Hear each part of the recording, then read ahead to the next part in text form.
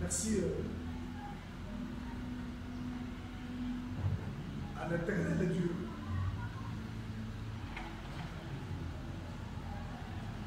Le Père de notre Sauveur, le Seigneur Jésus-Christ.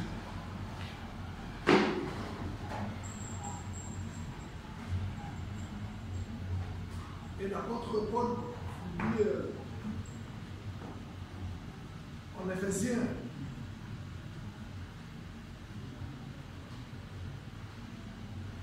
béni soit Dieu, le Père de notre Sauveur et Seigneur Jésus-Christ, qui nous a bénis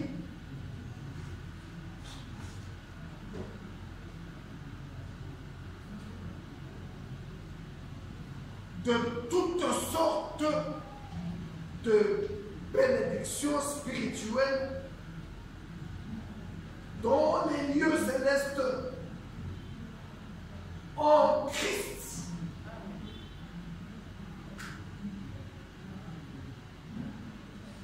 Ce sont les paroles de l'apôtre Paul.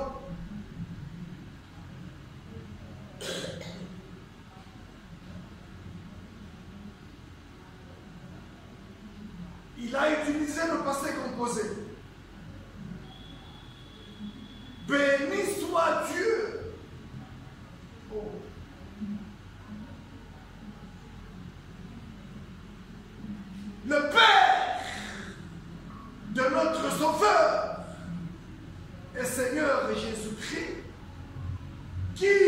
nous a bénis. Remarquons que c'est le passé composé. De toutes sortes de bénédictions spirituelles.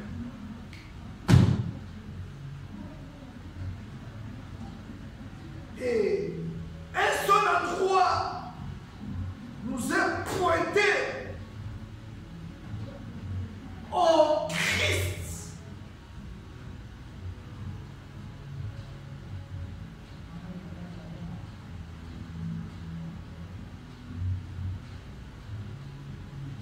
C'est pourquoi je bénis Dieu.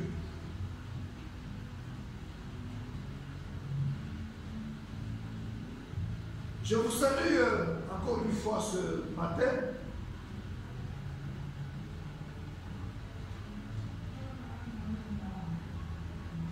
Du 13 avril 2025. Vous qui êtes venus ici et vous qui nous suivez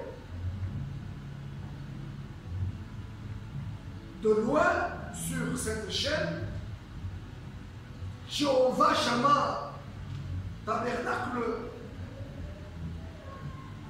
Lubumbashi. Recevez mes salutations fraternelles les plus sincères au nom puissant du Sauveur et Seigneur Jésus-Christ, pour qui je vous demande d'acclamer très fort.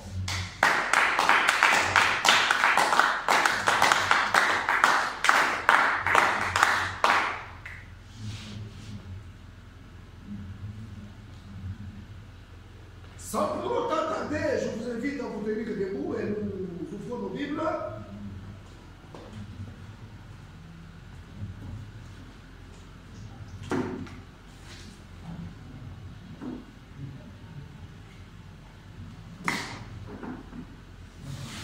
Dans l'évangile de Jean.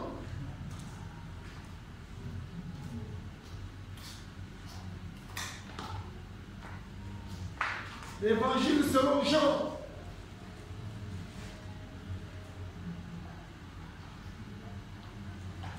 Au chapitre 20.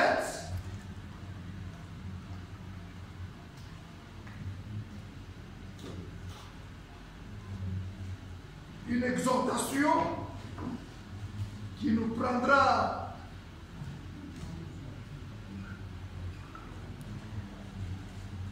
quelques jours jusqu'à la Pâque.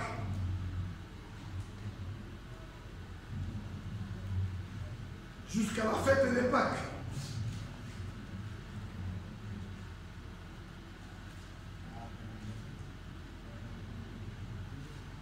Jean chapitre 20,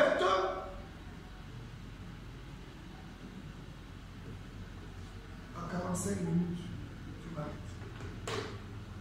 À partir de maintenant, comptez 45 minutes, tu m'arrêtes. Jean chapitre 20, je commence au verset 11, que je lis au nom puissant du Sauveur et Seigneur Jésus-Christ. Amen. Cependant, Marie se tenait dehors, près du sépulcre, et pleurait.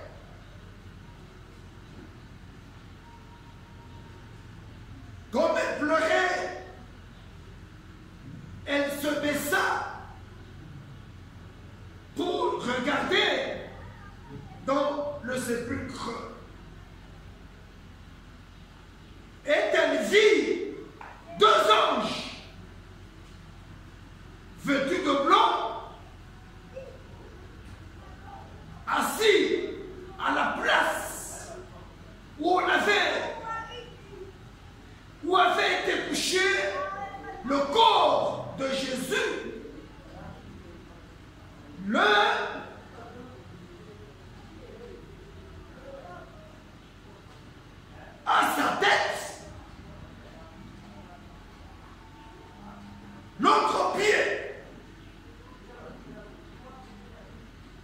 combien sont riches, combien sont belles les Saintes Écritures.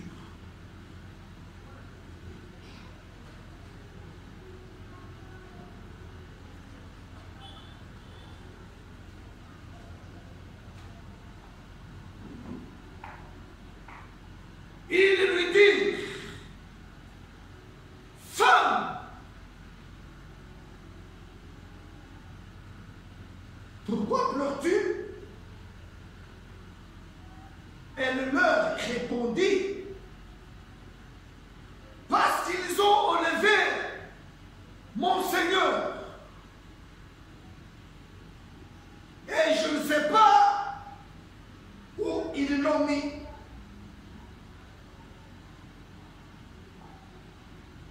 En disant cela, elle se retourna et elle vit Jésus debout, de poing. Mais elle ne savait pas que c'était Jésus. Jésus lui dit, femme, pourquoi pleures-tu? Qui cherches-tu?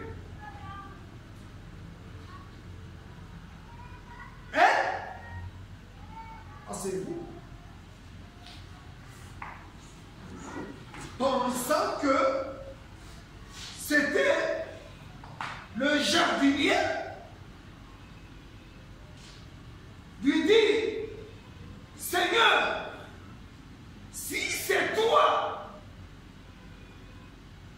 qui l'as apporté, dis-moi où tu l'as mis et je le prendrai. Jésus lui dit, Marie.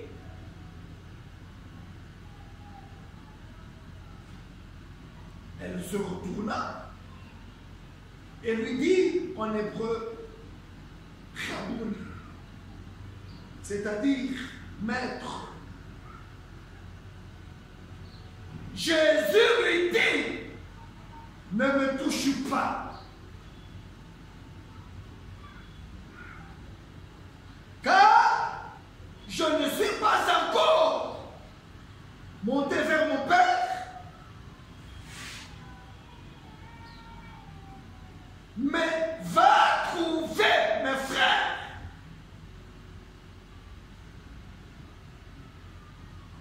et dis-leur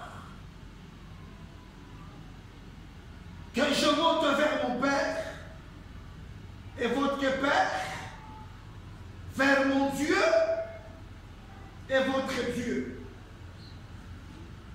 Marie de Magdala alla annoncer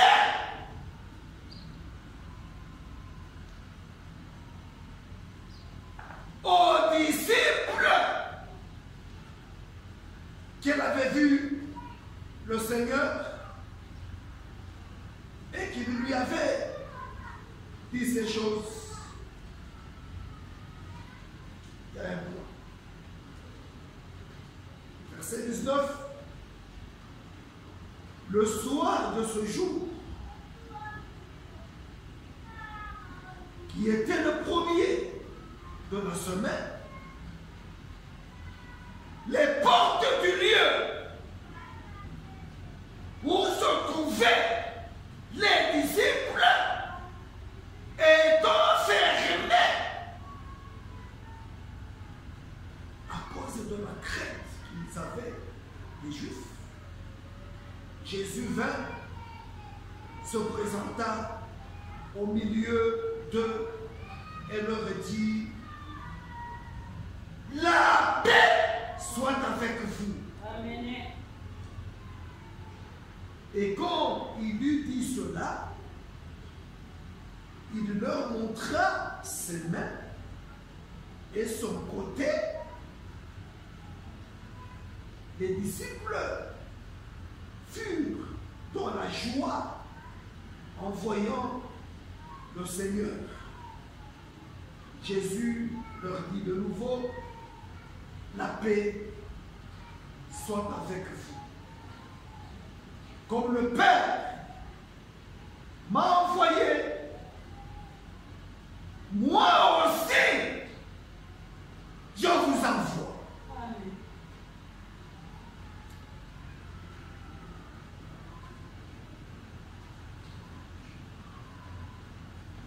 Encore une fois, puisse le Seigneur notre Dieu appliquer ses bénédictions à l'écriture de sa parole. Amen.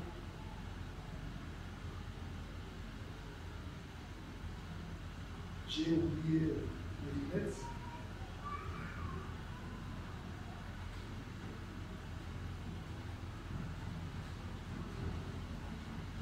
Ce n'est pas grave.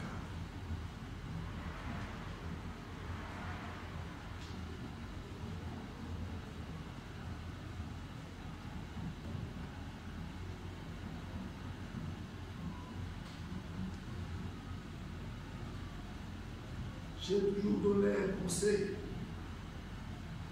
et à vous qui êtes ici, et à ceux-là qui nous suivent sur la chaîne, on va marcher sur YouTube, allez lire et relire ces versets.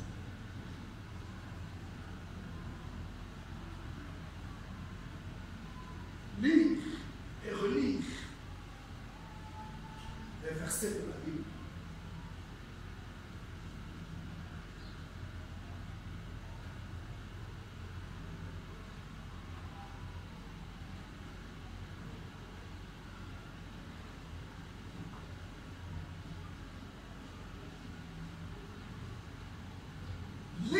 Relire les versets de la Bible.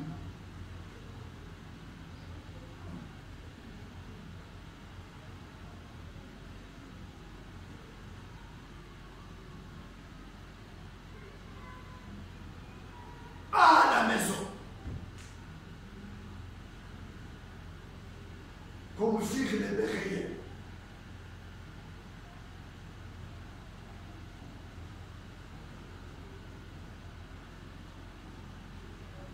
Avant d'adresser à Dieu un mot de prière. Ce que plusieurs ne font pas.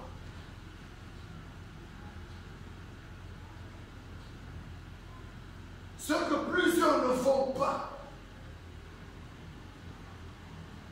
Dormir sans un mot de prière.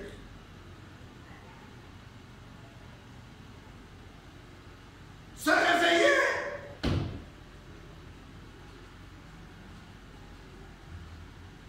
Aller au travail, aller à l'école sans un mot de prière.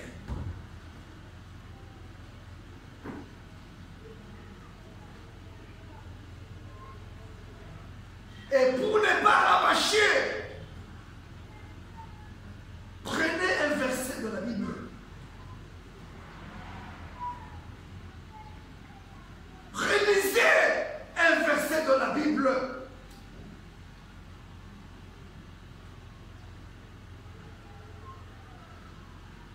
Adressez à Dieu un petit mot de prière.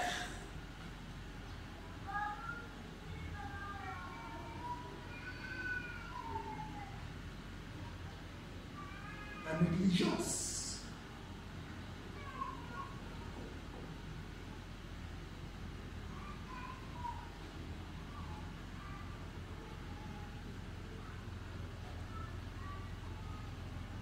Je commence par le premier verset et j'intitule mon exhortation Revenons. Je dis bien, j'intitule mon exhortation Revenons.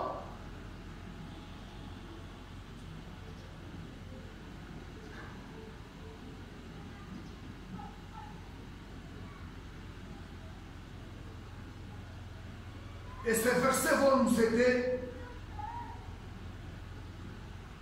à bien parler du mot revenant.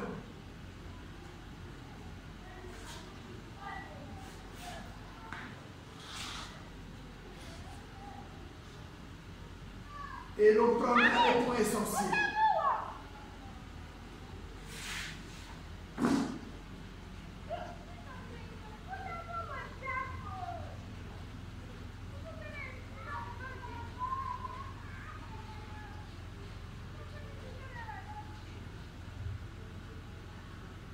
Je reprends le verset 11. Marie se tenait dehors, près du sépulcre.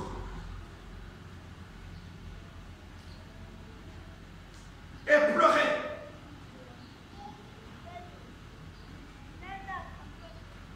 Et comme elle pleurait, elle se baissa pour regarder dans le sépulcre. Et elle vit deux anges vêtus de blanc, assis à la place où avait été couché le corps de Jésus. L'un Nassa à la droite, à la tête plutôt, et l'autre qui est au pied.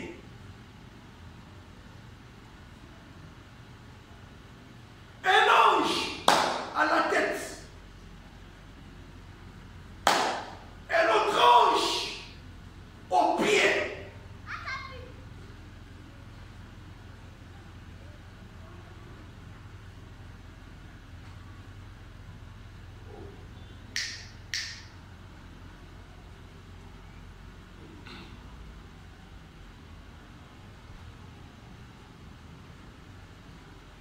Les anges lui disent, femme, s'adressant à qui? À Marie.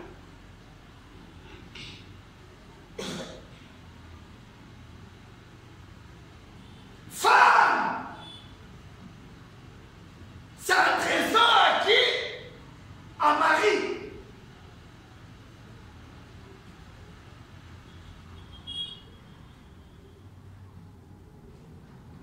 Pourquoi pleures-tu? Marie leur répondit, parce qu'ils ont enlevé mon Seigneur.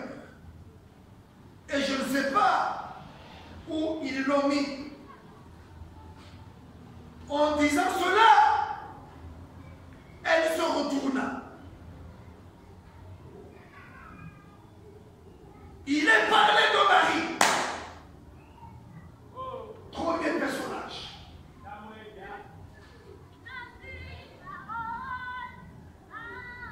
Je suis dans les Écritures, n'est-ce pas?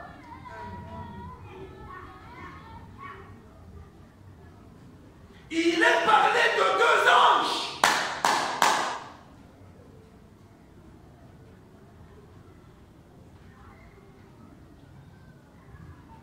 Dans ce verset.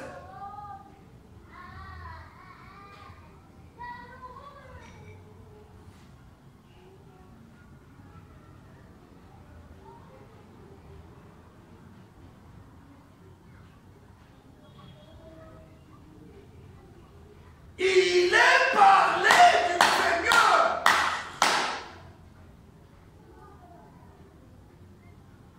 Et Sauveur Jésus-Christ.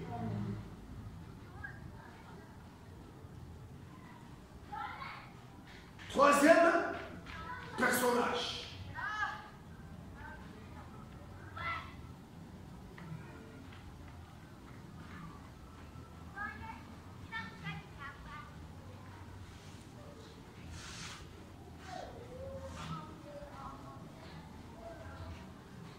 Elle vit Jésus debout, mais elle ne savait pas que c'était Jésus. Elle ne le reconnut pas.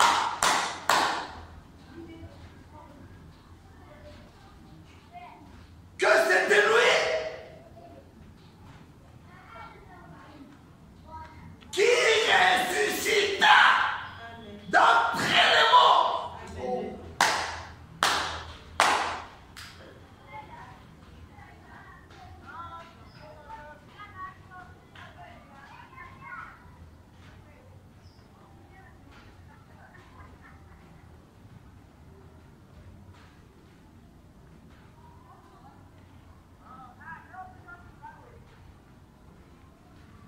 C'est au verset 14.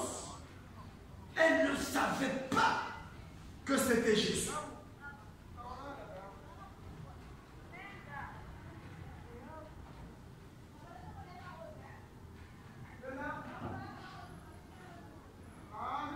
Qui fut déjà ressuscité. Oh. Qui fut déjà ressuscité d'entre les morts. Qu'elle ne reconnut pas.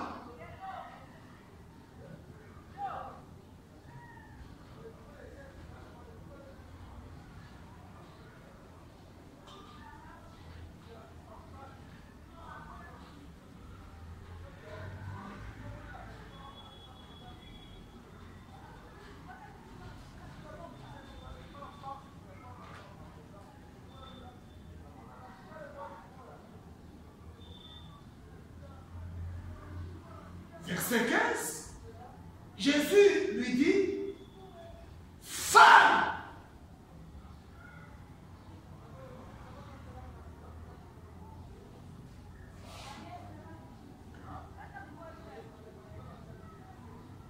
pourquoi pleures-tu?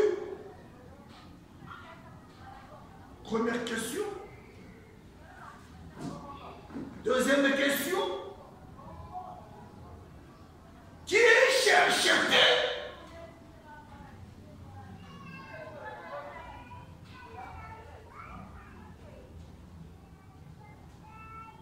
Elle pensait que c'était le jardinier.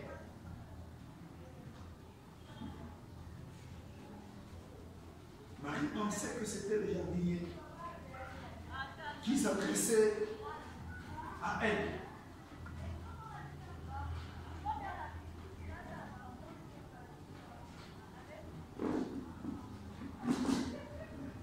La présence de celui qui ressuscita d'entre les morts n'aurait connu. Amen. Même jusqu'à ce jour. Amen.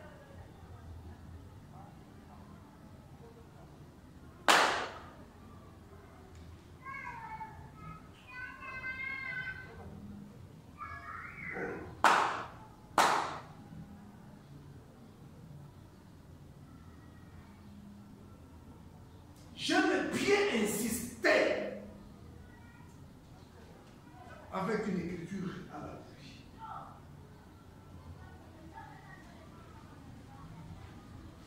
De Timothée.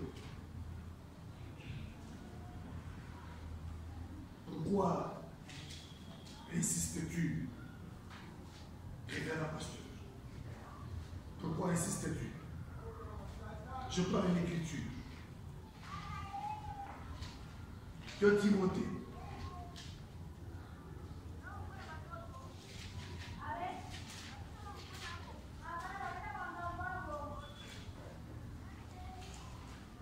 Chapitre 4.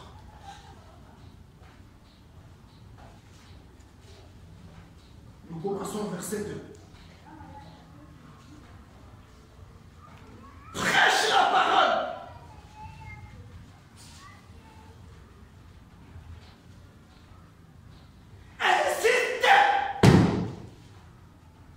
Voilà pourquoi j'insiste.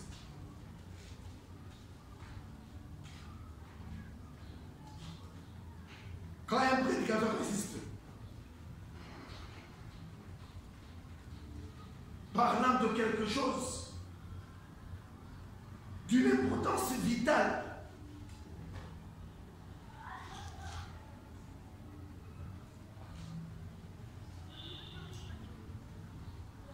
si Jésus-Christ, le Sauveur, le Seigneur, ne ressuscita pas d'entre les morts, oh,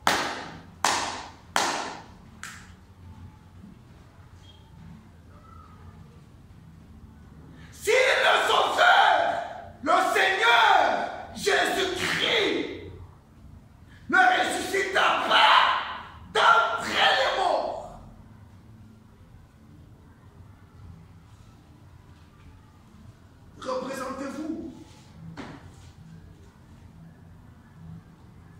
ce que cela serait. Je pèse bien mes mots,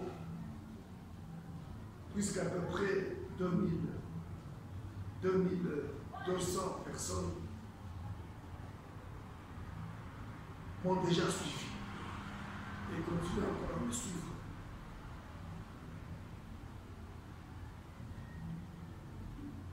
Représentez-vous si le Sauveur, le Seigneur Jésus-Christ, ne ressuscita pas d'entre les morts.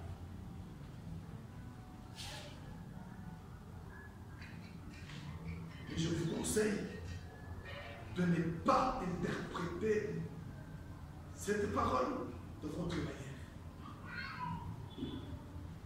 La Bible, la parole de Dieu, ne doit pas être interprétée par une.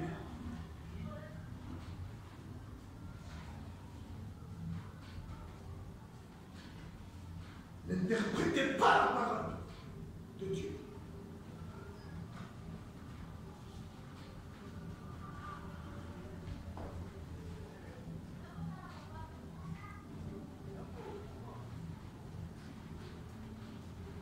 La présence du Sauveur et Seigneur Jésus-Christ ressuscité d'entre les morts, mais non reconnu. Marie pensait qu'elle s'adressa, ou plutôt ce fut le jardinier qui s'adressa à elle. Elle ne savait pas qu'il s'agissait de ce Sauveur et Seigneur Jésus-Christ ressuscité d'entre les morts.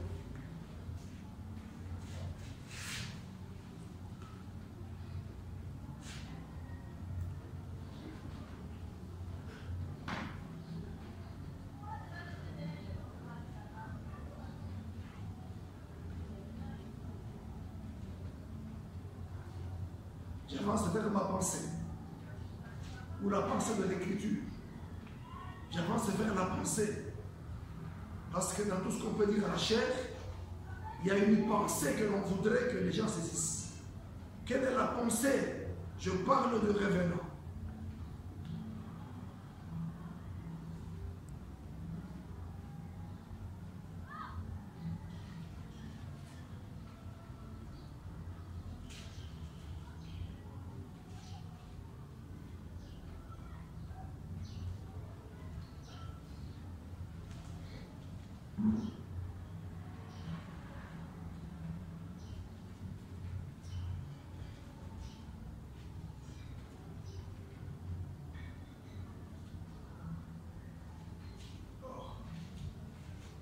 Beaucoup de pensées qui me viennent dans l'esprit. Je ne voudrais pas attarder beaucoup là-dessus.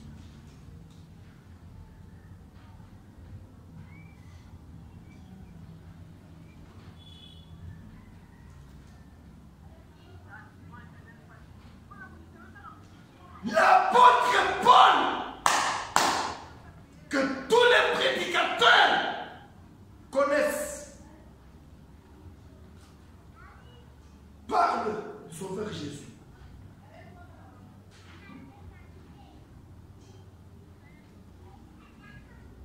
L'apôtre Paul parla du Seigneur Jésus-Christ ressuscité d'entre les morts. Amen.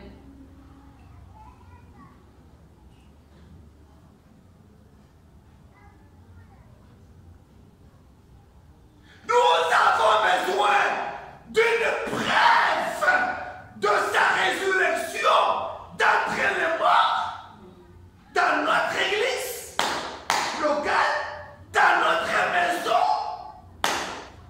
dans nos travaux de main,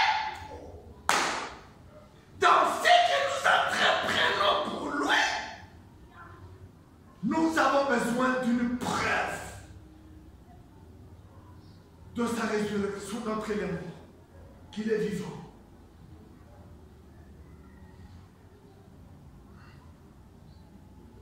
Attendez. Allons en 1 Corinthiens.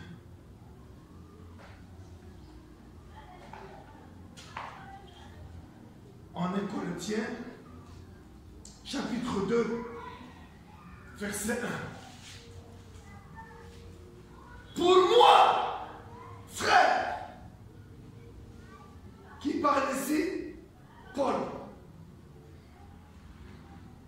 lorsque je suis allé chez vous, ce n'est pas avec une supériorité de langage ou de sagesse que je suis allé vous annoncer le témoignage de Dieu. Verset 2. Car je n'ai pas eu la pensée de savoir parmi vous autre chose que Jésus-Christ.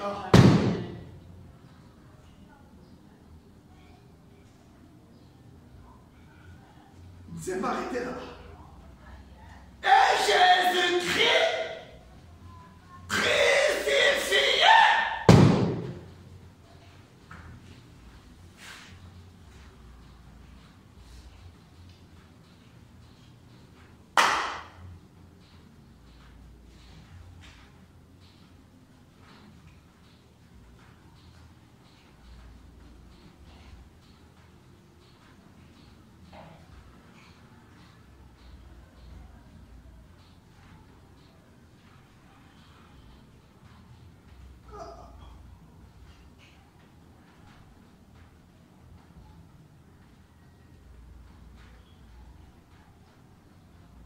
Il y a toute une liste des versets bibliques qui nous recommandent non seulement de venir occuper un banc, non seulement de venir occuper une chaise dans une église,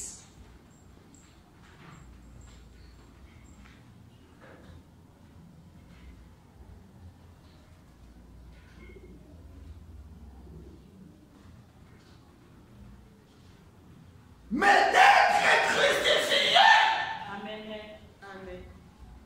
À l'exemple de notre Sauveur, notre Seigneur, Jésus-Christ, qui fut crucifié ce jour-là à la croix de Golgotha. Amen.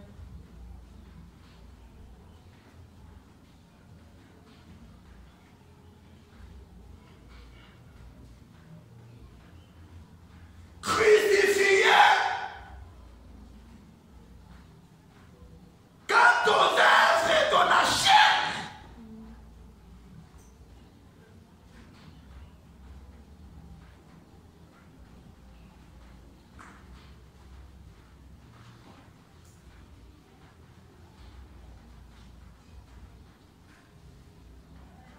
Galates,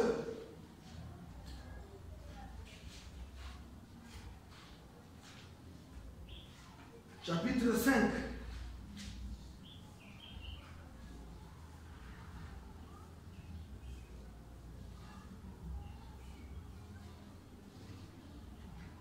C'est après Corinthiens, Galates, chapitre 5. Et verset 18. On peut commencer au verset 16.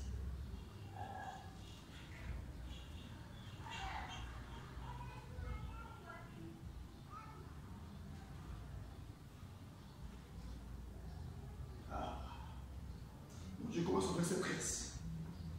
Frère, vous avez été appelés à la liberté, virgule, seulement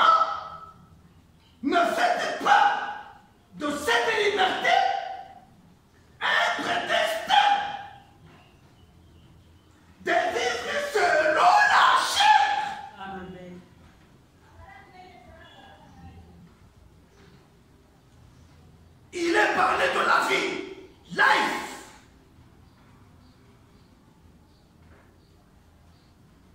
Il est parlé de la vie. Votre vie est-elle digne de l'évangile de Christ Jésus?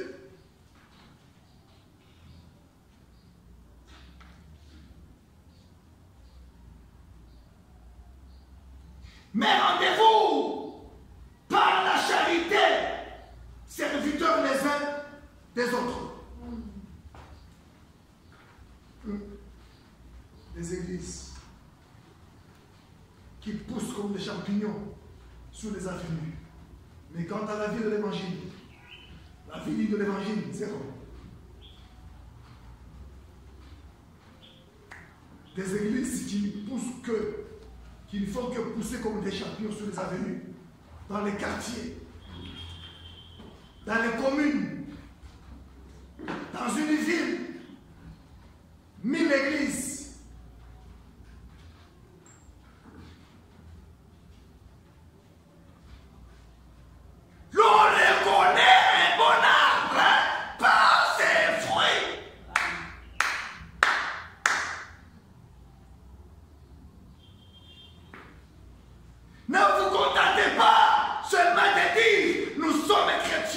Nous sommes les semences d'Abraham. Produisez les fruits dignes de votre repentance. Amen.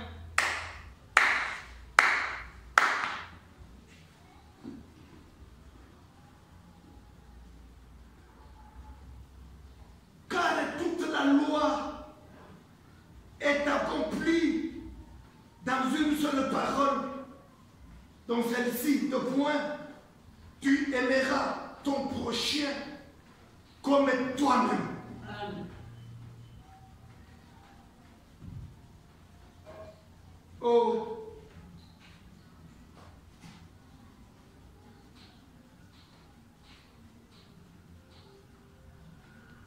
aujourd'hui, certaines églises deviennent des pierres d'achoppement.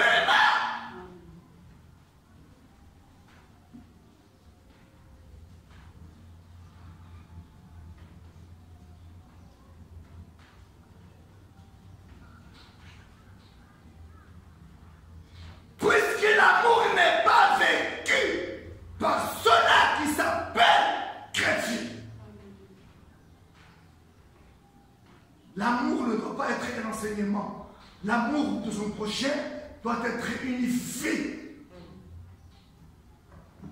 Aimer son prochain comme soi-même.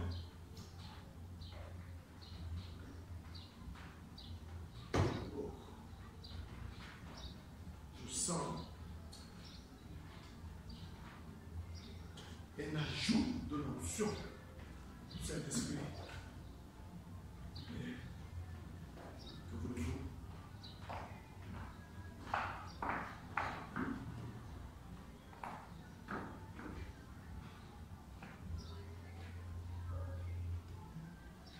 Mais si vous vous mordez, c'est Paul qui parle. Je suis en Galates 5, verset 15. Mais si vous vous mordez, et si vous dévorez les uns les autres, par là des membres d'une église locale, n'est-ce pas? Les membres d'une église locale qui se dévorent les uns les autres,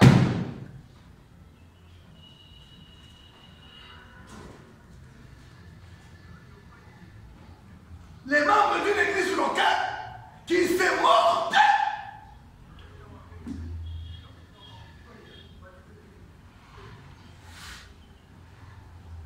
Prenez garde que vous ne soyez détruits les uns par les autres. Les membres d'une église locale qui se détruisent eux-mêmes, tel que détruire l'influence de quelqu'un. Est-ce la vie à laquelle Dieu nous a-t-il appelés?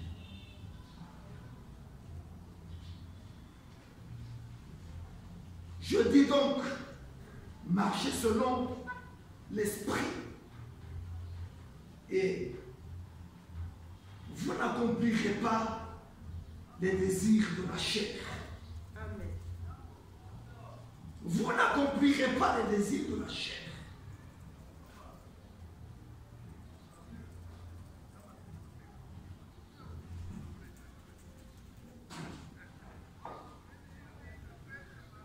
Car la chair a des désirs contraires à ceux de l'esprit.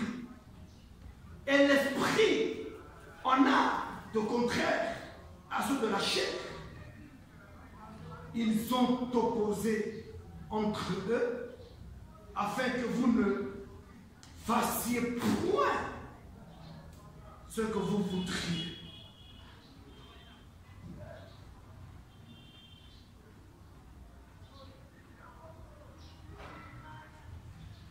Si vous êtes conduit par l'esprit, vous n'êtes point sous la loi. Or, les œuvres de la chair sont manifestes. Ce sont l'impudicité dans une église pleine de l'impudicité. Comment allez-vous amener les gens à croire? Frères et sœurs, comment allez-vous amener les gens à croire? Ne crains point!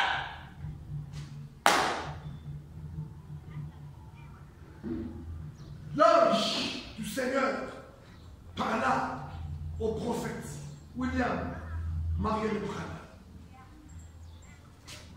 Ne crains point! Mais si tu es sincère, quand tu pries,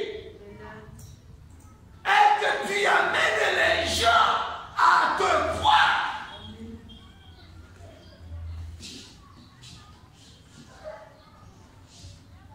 même le cancer ne peut pas te résister.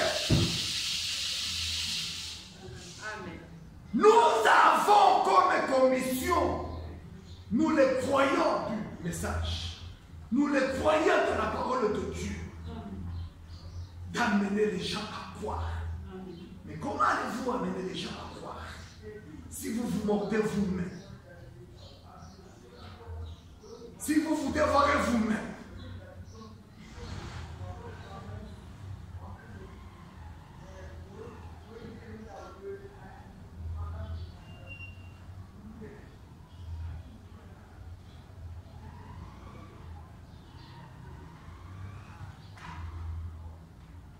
Avec l'impudicité dans une église locale, qui allez-vous amener à croire dans votre église?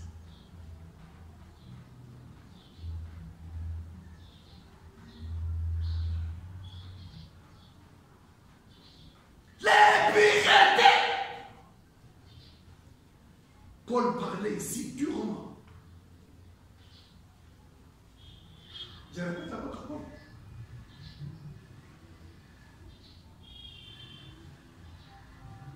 La dissolution, l'idolâtrie dans une église locale, la magie,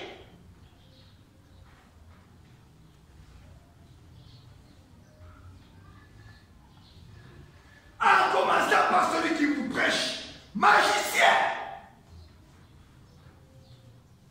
mais qui se fait prédicateur et même pasteur, magicien.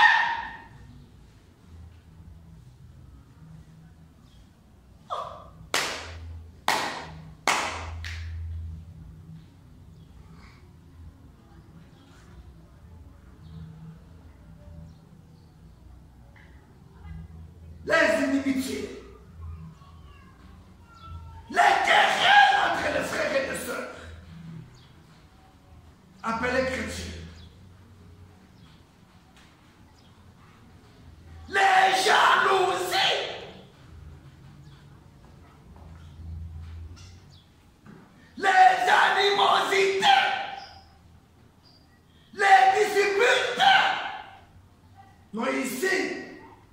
La Bible dit ça. Les interprétations particulières divisent les églises au point qu'on en a maintenant 1000 sur 1000 à venir.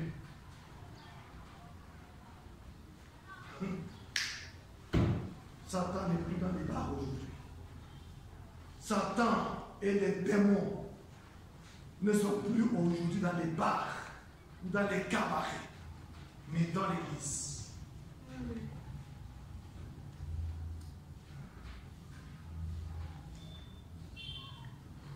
Des divisions. Les sectaires.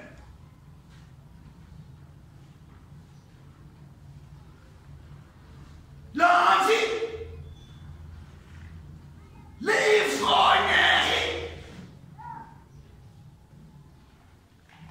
Et les excès de table. Les excès de table. Il y a un modèle présent de la 6e cour.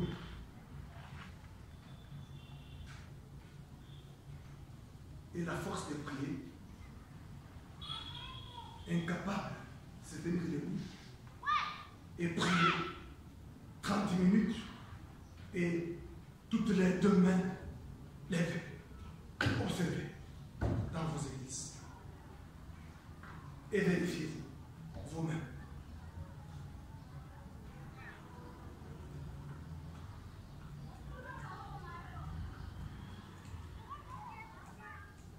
Et les choses semblables. Je vous dis d'avance, comme je l'ai déjà dit, que ceux qui commettent de telles choses n'hériteront point le royaume de Dieu.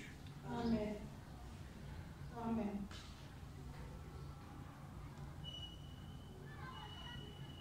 Jésus-Christ crucifié.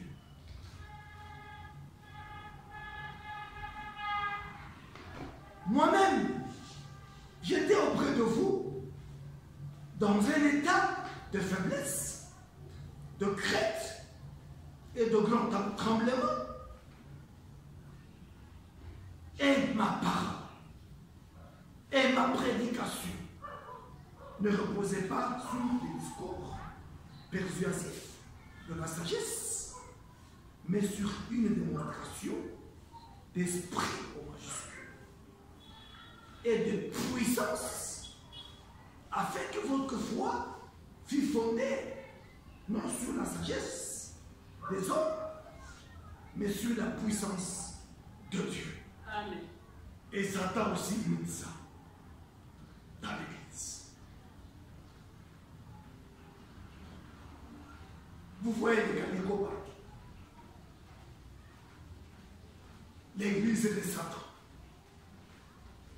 Ce que vous ne voyez pas avant.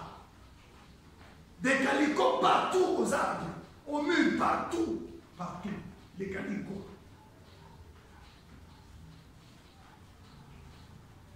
Church of Satan, publiquement, avec des dessins de billets de dollars. L'église est de Satan. Nous vivons un âge très très mauvais, où nous avons besoin d'être crucifiés, comme Paul vient de le dire. Et je ferme la parenthèse.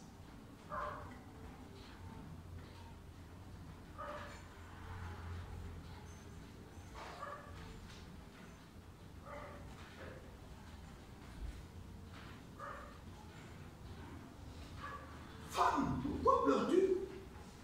Qui cherchais-tu? Elle, pensant que c'était le jardinier, lui dit, Seigneur, si c'est toi qui l'as apporté, dis-moi où tu l'as mis et je le prendrai. Amen. Jésus lui dit, Marie! Amen. Elle se retourna.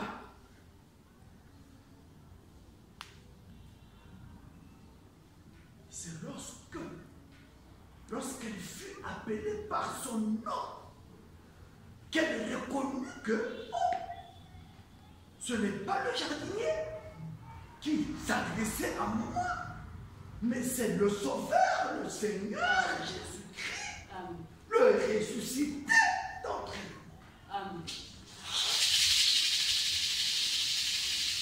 Amen.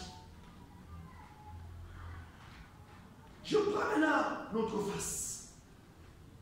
Tu peux être découragé si ton nom n'est pas cité dans une prophétie.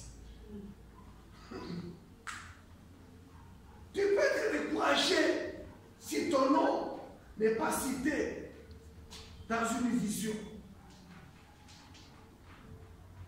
ou dans un parler en âme.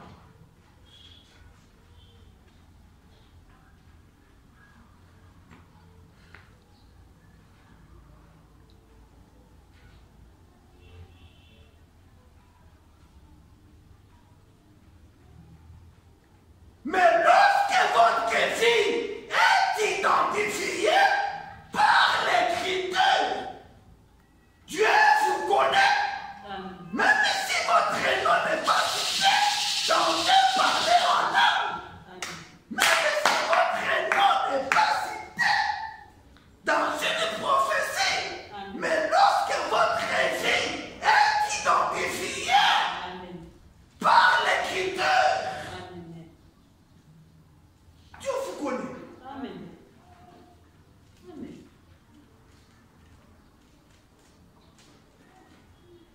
Je m'arrête pas ici.